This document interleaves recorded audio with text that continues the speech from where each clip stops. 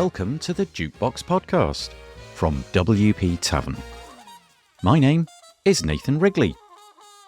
Jukebox is a podcast which is dedicated to all things WordPress, the people, the events, the plugins, the blocks, the themes, and in this case, how to use WordPress as an education platform.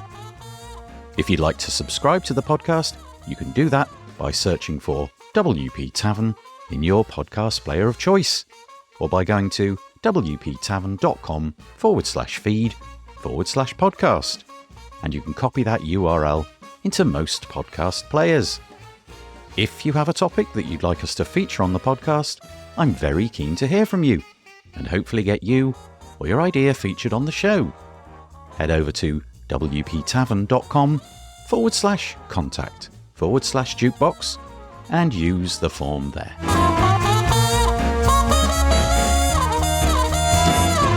So on the podcast today, we have Chris Badgett. Chris is behind Lifter LMS, which is a learning management system built as a WordPress plugin. He's been in the WordPress space since 2008 and has moved his agency away from general website building to concentrate upon e-learning membership sites, course creation, and marketing automation. He's on the podcast today to talk about how WordPress and e-learning are a good fit. Although there's a flourishing SaaS side to e-learning, Chris is convinced that WordPress allows you to make your LMS site exactly what you want. You won't be facing the limitations imposed upon you by the platform, and can, if you have the time and skills, modify almost anything to suit your brand and niche. We begin by talking through how well a WordPress-based LMS site can scale. Should your course be a runaway success, you want to be aware of how you're going to have to manage the resources that your site will need. There's a lot of dynamic content being displayed to your users, and this will affect the tech stack that you'll need to deploy. We then get into a broad conversation about how online courses have taken off in the last few years. Even before global lockdowns, individuals and businesses were adopting online courses in innovative ways to educate their customers, staff, and the wider public. Chris's data points to the fact that this growth seems set to continue. There's a real understanding now that in many niches, the course curriculum needs to be adapted and amended continually. This is extremely easy to do with an LMS. You create new content, click publish, and notify your users that the new material is there. We also discuss the reality of actually making a course. Like writing a book, the idea of creating a course is easy to conceive, but hard to execute. There's the content, the branding, the marketing, the updates, and much more. Chris has some advice to help you get over the bumps in the road if you've decided that you want to dip your feet into online course creation. It's an interesting podcast and digs into yet another area where WordPress can help people thrive online. If you're interested in finding out more, you can find all of the links in the show notes by heading over to wptavern.com/podcast, where you'll find all the other episodes as well. And so, without further delay, I bring you Chris Badgett.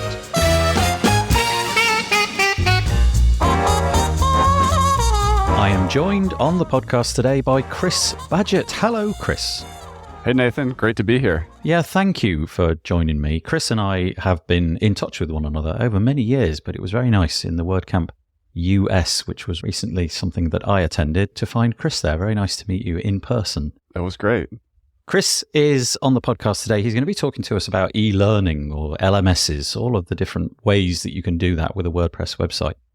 But if you don't know Chris, you're about to find out why he's an expert in this and why he's got the chops to be talking about it. Chris, would you just spend a moment or two orientating our listeners, giving them an idea of, A, your relationship with WordPress, we're on a WordPress podcast after all, but also why you are somebody who is an expert in e-learning? Absolutely. So I've been in WordPress since 2008. Around that time, I started blogging. I was actually living in Alaska. I used to run sled dogs up there, and I started on the side building WordPress sites for myself and then later for clients. And I kind of accidentally started an agency. And fast forward the timeline a little bit, I started blogging about some courses that I was creating because I was trying to create some more passive income for my family, my newborn kids and everything. I started blogging about how I did that with WordPress. And this is back in 2011 or so. Over time, I built an agency to about 17 people. People started responding to all my blogs on building an LMS website, creating online courses with WordPress. A lot of my blogs, nothing ever happened, but I clearly struck a nerve and the market was interested in this information. Our agency started focusing on that. Those are the kind of clients we attracted. And ultimately, the clients wanted this perfect e-learning, membership site, course creation, marketing automation tool that didn't exist. So we built that in 2013, and that was the origin of Lifter LMS, which is one of the leading learning management systems for WordPress. So I've been a course creator, I've been an agency guy, and I've been in this niche for about a decade here. Nice. When you initially launched, it sounds like it was held together by sticky tape. You were literally making it up as you went along. This is the first iteration where you were designing it. How did that go? Were you just cobbling together a bunch of disparate plugins and figuring it all out piece by piece? I would say one of my talents as an entrepreneur is team building. And I had some really talented developers with me from the agency side. And because I was so close to our ideal customer as a product guy, working from first principles, we took one of our developers, his name was Mark, off of client work and gave him a spec to build. He built the first version of Lifter LMS in about 60 days from scratch, no cobbling together anything. And then we launched it to the world for a closed beta period, opened it for a week. We got 42 customers in that week. We said if we didn't get 100 that we would shut it down and go back to agency work, but I'm kind of stubborn. So we kept going and continued to develop Lifter LMS. I'm very much as an entrepreneur where the customers kind of pull the product out of you. I'm not trying to push product on the market. So I'm a really good listener. I'm a big community guy. I'm also decent at filtering and focusing and weaving my own vision in with what the market wants. So that's how Lifter started. Yeah, that's really interesting. The WordPress space is obviously full of websites, different things you can do with it, e-commerce, LMSs, you name it. The truth is as well that there's a really thriving SaaS side to LMSs. So I'm just curious if you could give us, being that we're on a WordPress podcast, if you could give us a bunch of different reasons why WordPress is a really great fit for an LMS. I mean, obviously, we're not trying to disparage the SaaS products out there. There's going to be a whole bunch of reasons, I'm sure, why WordPress might be top of your list. Yeah, and this, I'll go back to the voice of the customer here. You know, there's some great platforms out there, SaaS solutions like Kajabi, Teachable, Thinkific, Podia. There's many others. In the early days, a lot of people were putting stuff on course marketplaces like Udemy. Udemy, as an example, started enforcing pricing controls where you can only charge up to $50 for your course. That upset a lot of people. The SaaS solutions tend to look pretty cookie cutter. So people that really want to build like a unique brand and design get the longing to go to WordPress where they have unlimited brand and design flexibility. And then it's really just a functionality thing. One of my customers who switched from one of the SaaS solutions described it this way. He said that the SaaS that he was in, they were trying to conform him to it, like as a course creator and entrepreneur. But over here in WordPress, he's in the driver's seat of what his vision is for his online learning platform. He's not being put in a box. So that's kind of the simple way to say it. Brand, flexibility, and just this whole ownership and control aspect. Because when you build a site like this, you're not just building a brochure, you're literally building a business asset.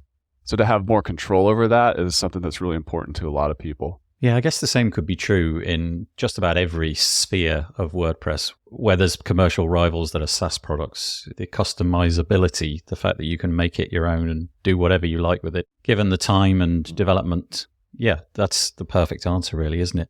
Does WordPress scale well with LMSs? And what I mean by that is, if we took a inexpensive hosting package and we dropped WordPress into that, and then we install one of the LMSs, it's doing a lot of work. There's a whole bunch of different things going on, and we can get into that a little bit later. Needless to say, there's lots and lots of things happening. Are there constraints around the hosting and the tech stack that you need behind WordPress, or does it actually function pretty well even on modest resources?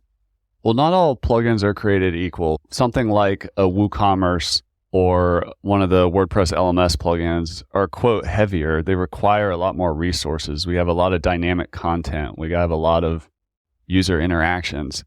So as platforms themselves, like a platform plugin, they require a lot of resources.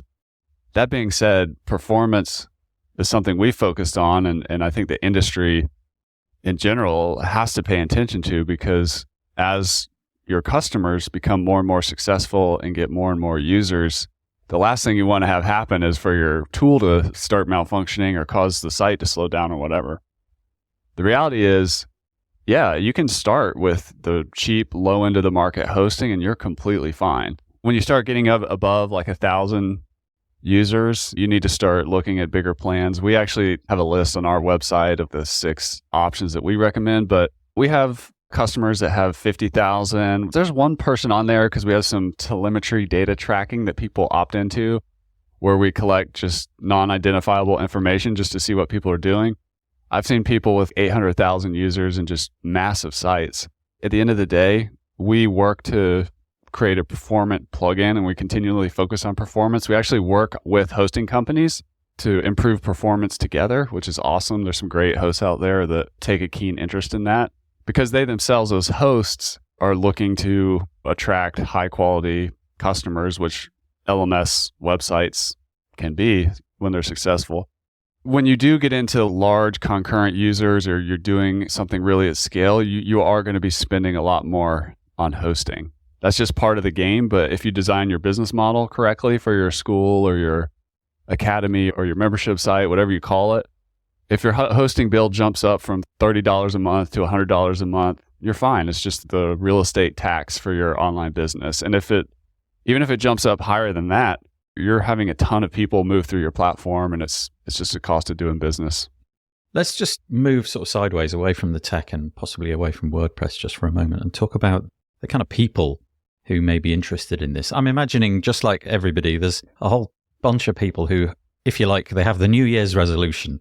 Yeah. I want to do a course. I want to launch a course. I've got this area of expertise and I want the world to know about it. The world will be a better place after I've launched my course. And I imagine there's quite a high attrition rate where people have that and then they're confronted with the reality of what's actually involved. And the course doesn't get launched. So just give us some broad outlines of the concerns and considerations you would put in front of people, just to say, okay, if you really are serious about this, bear these things in mind, because I imagine there's quite a lot.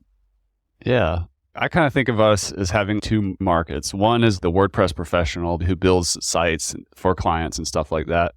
And the other is what I call the expert industry. And there's other niches within e-learning besides the expert, which we also have. But for that person who wants to take their knowledge, skills, and life experience and turn that into a product through an online course, I think this is not a new story. It's an old story. I don't know if you, Nathan, or anybody out there listening has ever had a vision of writing a book one day. Oh, yeah. I have. It's that same story. I haven't written a book. I don't know if you wrote your book, Nathan. Failed. It's the same thing. And I would argue it's almost a little harder for courses and stuff than a book, because a book is typing and words. With courses, you got to figure out the website. You start working with video and audio and instructional design and curriculum, all the stuff. It's a lot. Really, if I look across the patterns of the people that make it, there's several things to mention here. One of them, which I can go into more detail later, but just to drop it now, is you have to have a baseline of competency across 5 areas, either within yourself or your team, for it to even work at all. And so this is the fundamental thing. I call it the 5 hats problem. So you have to wear 5 hats. One is you actually have to have expertise. 2 is you have to be an entrepreneur, which includes starting a business, marketing, all that stuff. You have to be a teacher, the ability to not just know something, but help somebody else learn it. You have to be a community builder before the sale and then after the sale. And then you have to be a driver of technology and be able to use hardware and software and stuff. So just know what you're getting into. So that's one. Number 2, the people that really make it take consistent forward action, even though it's imperfect. What stops a lot of people in this industry is imposter syndrome. And the people that make it literally ship the course, even if it's not perfect, even if the videos aren't perfect, even if they're unsure of their self-worth or whatever, they ship it. And then they make it better over time. And then the third thing that's really important, I'll stop at 3 points because these are kind of the 3 biggest that I'm giving you here, is that a lot of people get really focused on the concept of making money online or building an online business or working from home. And these are all good things, and I'm all for all those things. But they're very self-focused. The people that really make it out there kind of have a service mindset that drives their business. They focus on a particular niche, and they make it about impact and serving others. And through all that, they make a lot of money, and they build an online business, and they work from wherever in the world. But when you flip that script from a priority standpoint to be like, you know what, I'm going to focus on this person and help this person be successful. Quick example, one of our customers, Angela Brown, I watched her go from like 0 to like 200,000 person YouTube channel teaching house cleaners how to start and grow their businesses. And she's hugely successful now. She's really famous in that niche. And basically she just was targeting people that were just starting out trying to run a cleaning company with cleaning supplies in the trunk of their car and helping them become professionals. And through all that, she's made a bunch of money and everything, but she's given everything to her industry and she's really focused on helping her core customer. That's a really fascinating story, actually. I'm really taken by that. I do like the story of the underdog. That's brilliant. So let's go back to your 5 hats, of which I think you mentioned the first 3. There's a lot in there, isn't there? There really is a lot in there. You mentioned expertise, entrepreneurship, the fact that you've got to be a teacher, an educator, got to build a community, and then you've got to be somebody who's presumably on some level, you described it as a driver of tech, but basically a geek. Would you say that if you don't satisfy all of those things, you are kind of asking for trouble? I mean, let's say, for example, that I'm not particularly good at tech. Presumably there are some of these things which you can farm out. You could hire somebody to do the tech for you and so on. But the other ones really do feel like that's got to be a part of your core being, your soul, if you like. It really depends on the person. I kind of think of it as like a personality type matrix. And by the way, I mentioned one of our major customer set is people who build these kind of sites for clients. So a lot of people are not trying to do this all themselves. They partner with a WordPress professional to be the tech person to actually build the site. So that's a common one that an expert, especially a really established expert who's not in a technical field, maybe it's a yoga instructor or some kind of cooking thing or parenting thing. We see a lot of people just partnering with a WordPress professional. I'll say that. When it comes to the entrepreneurship piece, I call our ideal customer an education entrepreneur. They're both driven by teaching some subject matter, but also being an entrepreneur, which literally is somebody who creates value out of nothing and gets it out into the world by their sheer will. It's one thing to be a teacher. It's one thing to be an entrepreneur. Not all entrepreneurs want to be teachers. Not all teachers want to be entrepreneurs. But when you have both together, that's kind of the core that you can't really outsource.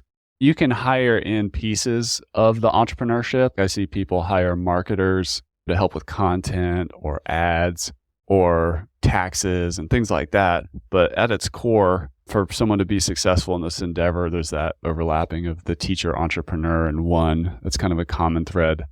Okay, so let's imagine that I want to do a course. I've got this area of expertise. Let's imagine that I'm a, fabulous guitarist or something like that, and I want to spread the word and teach people how to play the guitar successfully and enjoy it. Talk to me about the process that you would advise somebody like me to go through in order to get this thing off the ground, because the first thing I'm going to do is not shoot myself a video of me playing the guitar. That may be quite high on the list, but I'm imagining there's a whole bucket load of other things that need to be done in terms of market research and branding and coming up with the structure of the course and so on. So just run us through a typical, different in every case, I'm sure, but a typical way of mapping out the journey from just the idea, just saying you're going to do it, to finally having all of the bits and pieces so that you're ready to do it. You know, I've seen so much failure or just slow progress on this question here that I've created a system to help people figure this all out. I call it the 5-day course plan challenge. It's on our website. But basically what happens on those 5 days, my whole point is give me an hour for 5 days in a row, and then you're going to be ready to actually approach this. So on day 1, we get into a lot of the inner game stuff, like your purpose and your vision, getting some of the mindset stuff straight. Day 2, we get into designing your ideal customer avatar. So for you, who are we teaching? Are we teaching other guitar teachers? Are we teaching kids? Are we teaching a specialized style of guitar? Niching and doing the avatar work is super important. Then there's this is the fundamental thing that the entrepreneur does, which is the core of what entrepreneurs do is they create an offer, right? An iPhone is an offer. A Tesla car is an offer. A WordCamp is an example. There's like a promise there. And what a lot of course creators and coaches and things like that do is they get really focused on their mechanism, which for your example is a guitar playing. Okay, that's a mechanism. But what is the offer? And I have a whole thing where I teach about how to develop this, but basically what it boils down to is I help X person achieve X result through my mechanism. Offer construction is the key. And if you don't nail that, everything else will be inefficient or potentially fail. Once you have your offer on the next day, I give people, because a lot of experts have no training in how to be a teacher or a coach. So I have some training in instructional design after a decade in this space of like how to think about chunking down your skills and what you want to teach and the result your avatar wants into an actual framework that has a high likelihood of actually working. So I help people become instructional designers. And then the last step that sometimes people overlook is it's not just about content. You want to design some kind of success system. So if you look at like a popular online course that you can buy that you hear ads for all the time called Masterclass, this is like $15 a month and you can learn comedy from Steve Martin and all this stuff from all these famous people, but it's only $15 a month. The reason why those courses from the best in the world are so cheap is because they lack any kind of support or connection with the creator. So when you design a success system, and I have a whole system of how to think about that and map it to your personality style and preferences, but it could include things like group coaching, email access, office hours, phone support, live events in person. When you combine that success element and not think of your product as not just organized content, that's when you really create a winning course. So my advice to you, Nathan, the guitar teacher, is to go through that pre-work of those 5 steps I just laid out. I should probably learn to play the guitar first. That too. Hey, expertise is one of the 5 hats. So if you don't have it, sometimes people see a business opportunity. Maybe I'll teach people how to trade crypto or whatever, but they see the opportunity, but they lack the expertise.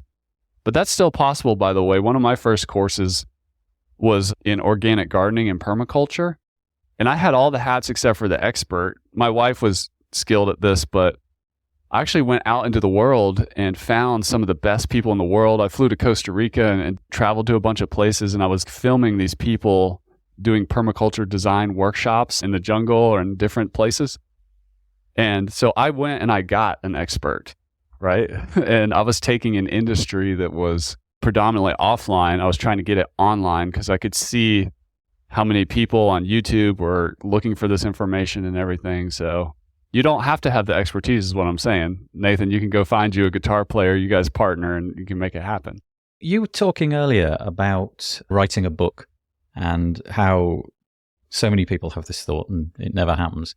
I'm sure that there's quite a few people who get halfway through a book and then it never gets across the finish line. They've written the first 25,000 words and it's all going great. And then for some reason, the atrophy sets in and the word processor never comes out again and it just tails off and gets forgotten about. I'm sure the same is true of courses. People, they decide that they're going to set up some kind of LMS. They've thought through carefully all of the bits and pieces, but at some point, the project gets derailed. And I'm wondering if, as somebody in this space whose job it is not only to sell an LMS, but obviously to coach people around how to do that, are there communities of like-minded LMSers, if you like, who can help you through this bit. In other words, if you hit a roadblock, if you find yourself getting distracted and you never get it across the finish line, are there mechanisms in place, communities, online or otherwise, of people who can help you, support you, try to get you through the bit that you're stuck on? Yeah, 100%. I have a podcast called LMS Cast, and we're about 400 episodes deep.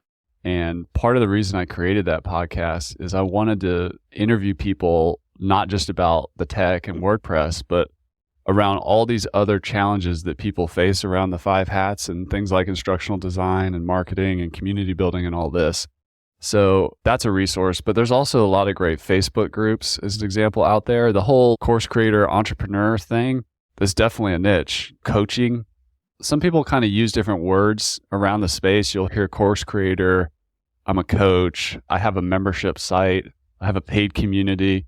You can do all those things and kind of mix and match whichever variables you want in your online learning platform. But there's definitely communities and content around these types of people, and you can find the ones that resonate with you. What we find here in WordPress, or just in software in general, is that sometimes people buy the tool before they're ready, right? It's one of the reasons why I made that 5-day challenge course for people to be more ready for the tool, and not just the tool, but for the business. And there's a lot of people out there who teach around course creation. You just have to be careful, though, because there is a lot of overpromise, snake oil stuff about how easy it is and, follow these easy steps and all this stuff. It's a big commitment. If you're going to create a course, it's not easy. I'm just being honest with you. Just like writing a book is not easy. And starting a business, especially if you don't already have an online platform or website and e-commerce system and everything, it's going to take a little bit of time. There's a lot of people on this journey. The online industry is booming. People becoming entrepreneurs and wanting to be entrepreneurs and want to work remotely and digitally and be digital nomads and all this stuff. It's all booming. It's an emerging trend, and you can find others on the same path. Yeah, it strikes me that it could be quite a lonely journey being a course creator, because if you're doing it by yourself, you may struggle to make those connections. So it's nice to hear that there are different communities and groups out there which will help you through that. Yeah, that's great.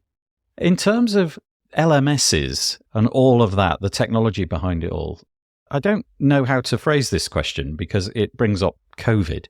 But during the last few years, COVID happened.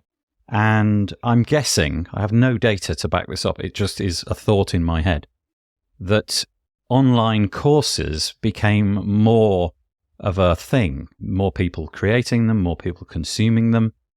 And whilst nobody wants to celebrate COVID, it might be interesting to get into that conversation about whether or not that was in fact the case. Did people swell to LMSs, and were there more courses being put out and consumed? And also, what's the trend since the world has gone a little bit more back to normal, since we've been able to go back to in-person events? Has it declined or has it kept its growth? There was a huge boom that I could say from our company in terms of new users, new customers due to COVID. And also, just to talk about a little more, there's some different flavors to it. Yes, there's some people that want a side income or a full-time income from home now that wanted to become course creators or coaches, and they need an LMS. But we also saw a big influx of trainers, people that would go places and train people at a company, or they would deliver some kind of event thing from the stage, and now they want to package it inside of an LMS in a course format. They literally had to keep their businesses going. So there was a lot of both those aspiring entrepreneurs, but also just trainers and events and regular schools, big, small, traditional, alternative, whatever, that were trying to figure this all out. Yeah, it caused a huge boom in the industry. And I guess it's been, I don't know, has it been almost 3 years now? Something like that. The initial parabolic rise, if you will, has slowed, but the industry continues to grow from what I can see.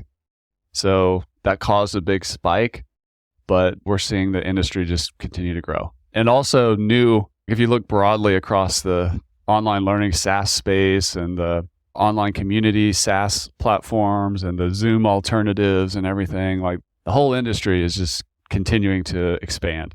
Yeah, I think there's something which I can identify in my life, at least anyway. Before the last 5 years, shall we say, I was probably far less willing to enroll in courses just because I hadn't really done it before. It was still a new thing. Much more likely now, personally, to do that because I now see this as a really legitimate thing. People now have the expertise to do it. There's platforms like yours which enable them to do it. And it is no longer the thing held together by sticky tape. It can be a really professional enterprise. Even just a one-person enterprise can do it really professionally, given the arrangement of tools that are out there now. And now people can download all sorts of clever software which will enable the video editing process to be slightly more painless, if you know what I mean. And you can download software which enables you to do the marketing side of things and all of this kind of stuff. What I'm basically trying to say is I feel that it's become part of the landscape now. Online courses is now a thing, and it feels like it's a thing that's here for good. It is, and I'll just throw a few more trends kind of on top that are happening. One is the transition from just in case to just in time education. So what I mean by that is, if we go to college and we get a degree, we learn a lot of stuff just in case we might need it or whatever. And I'm a fan of college. I'm not bashing college. But just in time education, as our world has become more complex and dynamic and the rapid changing of things, for example, if you need to learn how to use a new software tool or, you go to YouTube, the tech training at universities and community colleges has a hard time keeping up with just independent online learning platforms for fast changing and emerging technologies, just as an example. So just in time education. The other trend that's happening is called micro learning.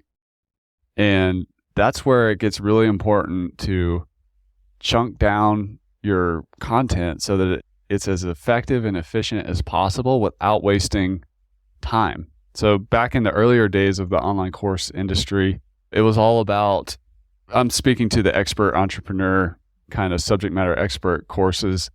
It was all about how much stuff you could cram in the membership site. Like, okay, we got 200 hours of videos, 500 PDFs, all these bonuses. The trend we have now is people don't have time for that. So it's got to be good. It's got to work. People will be forgiving on production quality to a degree, like video, audio, whatever PDFs you're doing if you're doing that. But the best stuff is like super targeted, super efficient, very clear offer. There's just so much opportunity out there in the world. Anytime I see a friction point in anything, that could be a course.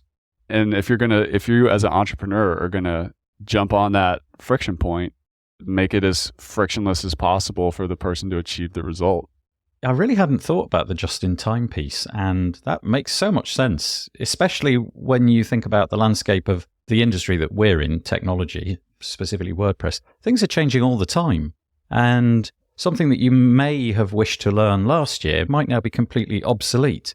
There really is no rival than the internet for that. Online-based learning can be updated now, this second, and I will immediately receive the fruits of all of those changes. Yeah, that's really remarkable. I hadn't really made the connection there. And just a quick marketing insight on that too is if you're going to do it, this is why doing the avatar work and stuff is so important, because once you get into this, it's going to be a long road and it's not always going to be easy. But my best advice is if once you decide who you're going to help and who that avatar is and what you're going to teach, I would build the course business and a YouTube channel in parallel, because just in time education, a lot of it happens on YouTube where people go. I, of course, want to see people helping people for free on YouTube. From my perspective, across all these tens of thousands of course creators, is YouTube is a really strong marketing channel to get you on their radar and then them into your marketing funnel. This leads me to another thought, and it wasn't necessarily where I wanted to go, but I'm going to ask this anyway. If I was a course creator and something seismic happened that meant that my course needed to be amended, adapted, maybe something extra needs to be added, what do we do with that? Because it feels almost like a course is a package. It's a parcel. It's finished. I'm handing it over. I've put it in the LMS and there it is. That's the thing. But presumably there has to be modifications made. Let's say, for example, something in WordPress suddenly, let's say there's a virus which goes around and we need to disseminate the news about that quickly. Just a silly example. I would need to put that into the course somewhere. What would the advice be about amendments? Do you normally ask people to substitute one video for another in place? Or do you say, look, add extra content? How does that amending on the fly nature of online learning go? Well, there's lots of options. It rolls back to the business model. So you can sell a course that has lifetime access. And then in that case, you just update the content or add the additional resource. But if you're selling a course that has a monthly recurring cost to it, and this is where the success systems come into play too. The easiest way to add recurring revenue to a course, the lowest friction way for you to do it is to once a month do a 1 hour Ask Me Anything office hours, right? Now you have recurring value. It's time boxed to just that hour, and you can help people in ways that they decide to stay, and you continually get recurring revenue. So if we have a model like that, you need another reason to stay on the subscription is to get the updated content when it comes out. And then a third option, there's more, but I'm trying to give you the basics, is there's this concept of cohort-based courses. So we're doing this one in the spring, this one in the summer. They're kind of separate, and they just go with that time period. It's all just thinking through the time, the finances, the business model, what you're willing to commit to as well in terms of updating content. Like one of our great customers, Sean Hesketh from WP101, one of the largest, I think it might be the largest WordPress education site on the internet. He's constantly updating his course content when new versions of WordPress come out and stuff, and he's super professional with it. So he's constantly polishing the asset, if you will. And then I'll just throw one more concept out there, which is that there's these two personality types. One, I call the serial course creator. They create a membership site and they create a course in November. Then they launch a new course in December and a new course in January. And they just keep adding new courses. The old stuff never really gets updated. We have a guy who teaches people how to tie animal balloons, and he makes 6 figures with his courses. He's got their like child entertainer and magician type people as his avatar. It's called Balloon Artist College. It's awesome. But he's got like 200 courses on there or something like that at this point. But then there's the other entrepreneur, kind of like Sean with his WordPress 101 course, that they're just continually just updating the course, right? One of the old school like internet marketer guys that I followed back in the day, his name's Jeff Walker. He has a course called Product Launch Formula that I think I first saw in 2007, 2008. He still launches it twice a year or once a year, same course. He just keeps polishing it every year. But every time he launches it, I believe it's a new product. So different ways to tackle that. It occurs to me that so far we've spoken as if the target audience of the course is individuals. So you're trying to sell out there into the market. You put a website together and you're trying to encourage people, individuals, to sign up. But I'm wondering if there's different audiences out there for your courses, or should I say different ways of implementing them. So for example, you might go after an entire business and offer 100 seats at your course, or maybe you would just be implementing it as something to train your employees. There doesn't have to be an audience of people who are willing to pay it. An LMS might just be the perfect way of training your employees. So essentially, I'm just opening up the conversation to alternative uses of LMSs rather than, okay, I have a course, I'm going to sell it to a bunch of individuals one at a time. Yeah. At Lifter LMS, we have a groups feature where you can do exactly what you described, where you offer the training into a school or a business and a certain number of seats, and the leader at that place can keep tabs on the analytics and reporting for their students that they invite into the platform. That's absolutely possible. I highly recommend that too, if you can figure that out in your business model, because it can create a serious amount of revenue when you can do deals at scale like that. Doing it for internal training, we do that at Lifter LMS as an example. We have a site that's protected from the outside world where we have all our customer success, marketing, sales, product, operational like processes and stuff documented. We use our own tool to train our people as new people come in and so on. I've seen people get really creative with it, and I'm thinking of a guy who uses it for tutors. The tutor licenses the course, but then uses that content with their students up on a screen in the classroom and stuff. So there's all kinds of ways to do it. I saw one guy run like a pay-per-view sporting event through Lifter LMSs. People get really creative. WordPress, what you can put inside the membership site, it's up to you. A course creates structured content. Some people will use it like a course to just hold like a webinar vault, like a library kind of thing. So there's lots of different ways to use it. Yeah, and it goes back to what you said right at the beginning about WordPress. Maybe that's one of the reasons why a WordPress solution is so desirable, is that you really can take it in whichever way you like. I have just a couple of final questions, if that's all right. It occurs to me that the listenership to this podcast, not everybody is going to be shouting, I want to make a course. But they may be saying, I have a web design business. And it occurs to me that, well, maybe selling courses could become a part of my revenue. Is there a niche out there? Is it a successful niche? Does it even exist of web designers implementing LMSs? Absolutely. Yeah. I mean, literally half of our customers, the people that buy the tool, are freelancers and agencies, right? So it's a split market. And then you have the DIY, do-it-yourself expert, or maybe that expert just buys the tool and then they hire somebody. So a lot of people in this space are working with a WordPress professional to make it happen.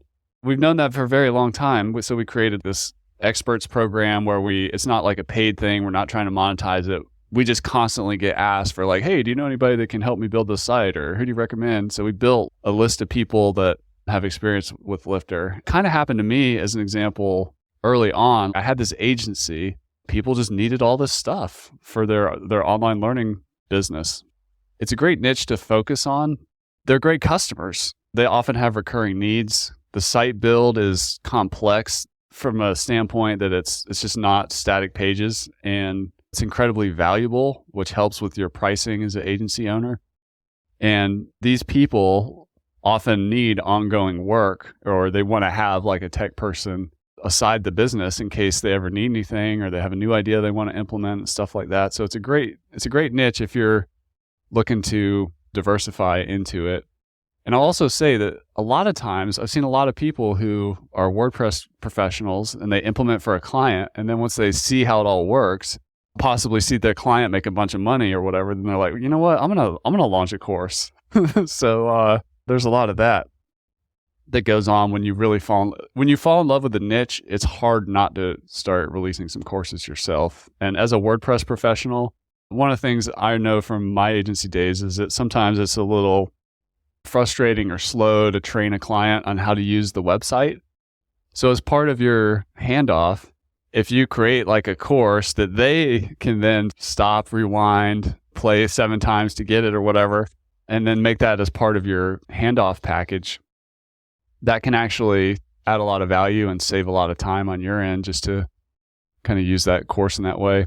Another counterintuitive way we use courses at Lifter is for marketing. We have several free courses, but particularly this one that teaches Quick Start course that teaches you how to use the 5% of the tool that gives you 80% of the value. So with that one course, it lets people that are curious about the product in about 40 minutes see how it works, see what it does to see if it's a fit for their requirements, while simultaneously acting as an onboarding at your own pace, at your own time resource. So super effective in that way. So using courses for marketing and customer success is also another counterintuitive way to do them. It strikes me that the more that you do this, the less impediments there would be. So it may be that you launch your guitar course and it's not a runaway success, but there are takeaways there. You know, you've learned how to use an LMS. You've learned how to do some video editing. You've made some mistakes in your email campaigns and all of those things. And the next time around, there's probably going to be a little bit less friction. So I guess one of the messages that you would have for people is, if it doesn't work first time, if at first you don't succeed, try again.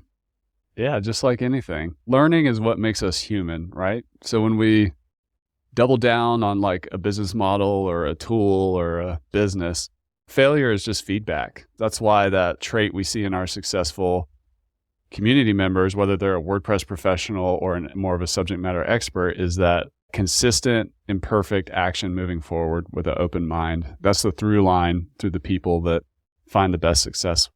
If people want to reach out to you, Chris, if they've been inspired by what you've said and they want to just get a little bit more advice, personal advice, maybe one-to-one or something. Are you available? And if so, where's the best place to find you, or best places? I am available. I'm a big community guy. Community building's always been important to me. You can easily find me on Twitter at Chris Badgett, and then also in our Facebook group. It's another great place to reach out. So if you just do a search for Lifter LMS, courses, WordPress, you'll find our Facebook group, and that's a great place to connect as well. Chris Badgett, thanks for joining me on the podcast today. I really appreciate it. Thanks for having me, Nathan.